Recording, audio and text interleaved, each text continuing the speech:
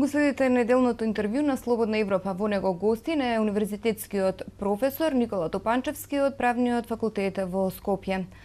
Професорот Топанчевски во изминатиот период неколку институции иницира случаи за ненаменско трошење на државни пари. Како го оценувате степенот во кој нивните извештаи стануваат предмет на истражување на органите, особено на јавното обвинителство? Предпоставам дека мислите на иницијативите, односно извештаите што се од страна дадени од страна на Државниот завод за ревизија. Исто така своји иницијативи имаше антикорупцијската комисија или Државната комисија за спречување на корупција, како што е вистинското име. Имаше одредени иницијативи од управата за спречување на пари. Ако се земе предвид дека тоа се трите главни институции, тела во Република Македонија, кои што се субспециализирани за борба против организираниот криминал и корупцијата, тогаш навистина, ако не друго, барем индикативно е мислењето, ставот дека иницијативите на специализираните тела не добиваат завршница. Предпоставам интересно ќе биде да се спомне кои се причините за тоа што не добиваат завршница. Една од нив би можело да биде, например, дека е лошо подготвена иницијативата. Значи да се бара вина или да се бара одговорност во начинот или во квалитетот на подготвување на иницијативата. Втората причина која што би можела да се предпостави заради лошата завршница, би рекол, може да биде несоработката, некоординацијата меѓу различните тела кои што се задолжени за борба против разните форми на криминалитет. Третата, може би ни најмалку важна, може да се рече дека всушност представува инсуфициентноста на капацитетот на некоја држава за борба со овие форми на криминалитет. Така што значи ова е лепеза на причини кои што може да предпоставуваме, кои што не довеле до завршница. Меѓутоа, дефинитивно, самото поведување на иницијатива, а не завршувањето на поведената постапка, навистина треба да биде загрижувачко за Република Македонија као држава која што претендира да биде дел од европското семејство. Дали извештаите на Државниот завод за ревизија, каде беа посочени злоупотреби на милионски суми од буџетот во одделни министерства, имаат некаква цел со оглед дека немаше одговорност во однос на изнесеното? Знаете што извештаите ги прави Државниот завод за ревизија. Државниот завод за ревизија не е некое квази експертско тело. Тоа е Државен завод за ревизија со компетентни луѓе кои што се задолжени да ги контролираат расходите на државата. Значи најкомпетентните, оние луѓе кои што ги плаќаат државата и кои што државата ги избрала на некој начин, даваат изнесуваат индикатори дека нешто се случува во врска со трошењето, нешто негативно се случува, девијантно со трошењето на државните пари. Тоа негативно во колкав квалитет е? Во секој случај треба да се провери, да се види до каде е, дали тој квалитет на неправо всушност е и доволен да биде и основа за поднесување на кривична пријава. Затоа што ако се спомнуваат милионски суми на пари, кои што ненаменски или незаконски се потрошени, тогаш навистина тоа е причина плюс другите субјекти кои што би требало да имат перфектна координација со овие тела да постапат по иницијативите на овие тела. Се разбира, не треба да се заборави фактот дека се работи во принцип за сложени случаи понекогаш. Ќе треба повеќе време, веројатно ќе треба повеќе време, ќе треба доволен број на експерти, вештаци кои што ќе го потврдат она што го рекле ревизорите во конкретна ситуација. Меѓутоа во секој случај тоа е обврска на институциите кои што се задолжени да постапуваат според обврските што им се дадени со закон. Како може да се афирмира одговорност во државата ако за непочитување на одредбите за трошење пари нема последица во смисла на кривична постапка? Знаете што беа посочени злоупотребите, меѓутоа дефинитивно се остана некако на иницијатива.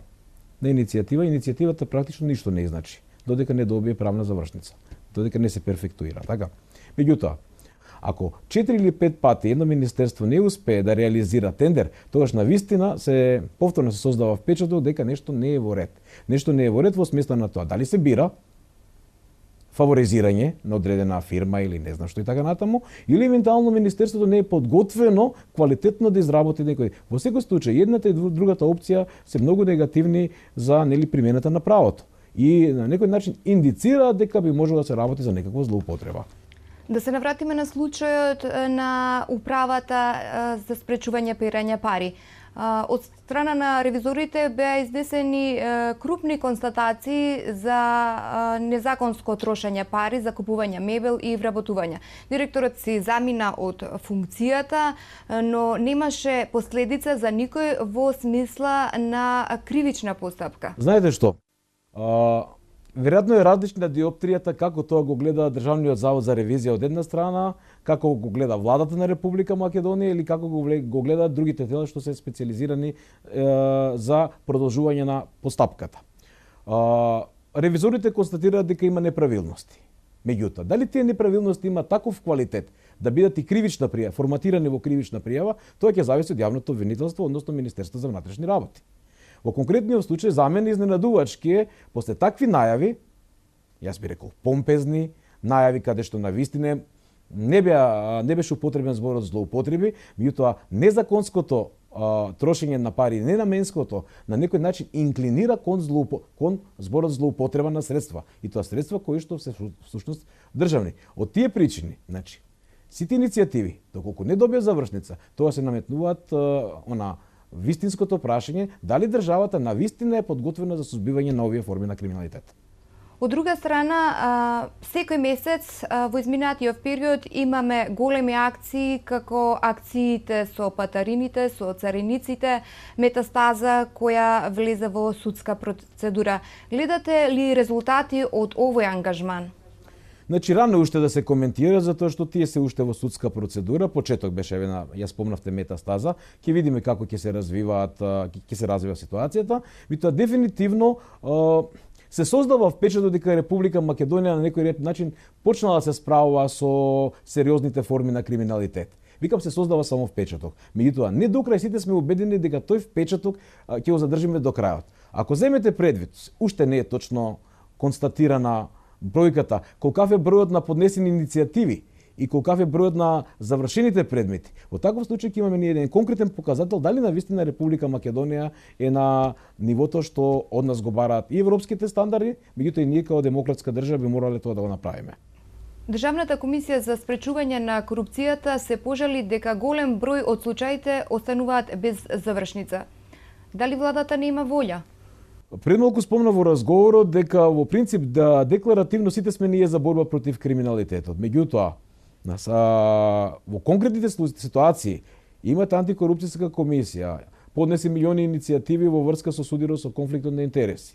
За мене не сме да се смете на држава за демократска доколку функционерите, именувани, избрани или службените лица поднесуваат извештај до својот партиски лидер во врска со поднесената иницијатива или пред својата партија.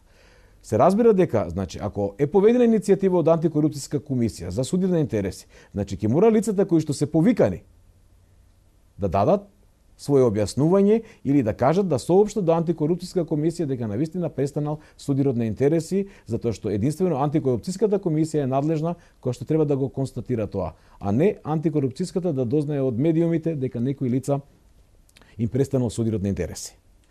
Во колкава мера може да се каже дека на висина на задачата е јавното обвинителство? Во принцип сметам дека тие се ограничени во однос на она што ми е поднесено како кривична пријава. Често пати се случува да стартуваме со еден член од кривичниот закон, да речеме примање подкуп, а после тоа да завршиме со некоја преквалификација на делото, почнува од сериозен тип на криминалитет до багателен тип на криминалитет. Токму затоа, значи, обвинителството работи по она што му е сервисирано. Колкава е улогата? Се разбира дека извонредно значена е улогата на јавниот обвинител. Од него зависи дали продолжува постапката или застанува. Во однос на ова, ако мене ме прашате за моето мислење во однос на обвинителството, сметам дека треба дополнително да бидат засилени капацитети на обвинителството, така, да има специализираност, како на судиите, така и на обвинителите за одредени категории на кривични дела, затоа што не може еден ист судија да ви суди за перење пари и да суди за, не знам, за обична кражба. Он може. Меѓутоа, сепак перењето пари како посложена форма на криминалитет бара и дополнителни други презнаења. Ви благодарам на разговорот. Молам. Го следевте неделното интервју на Слободна Европа. До гледање.